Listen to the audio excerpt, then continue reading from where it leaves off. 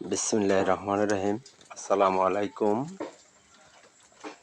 তালতলী উপজেলা সকল পল্লী বিদ্যুৎ গ্রাহকদের অবগতির জন্য জানাচ্ছি যে এখন থেকে আপনারা যারা নূতন মিটার নামাবেন, যারা আর কি বিদ্যুৎ এখন পর্যন্ত পান নাই, তারা অবশ্যই এই তথ্যটি তাদের জন্য খুব গুরুত্বপূর্ণ যে পল্লী বিদ্যুৎ থেকে এখন আর কোনো সার্ভিস তার দেয়া হয় না।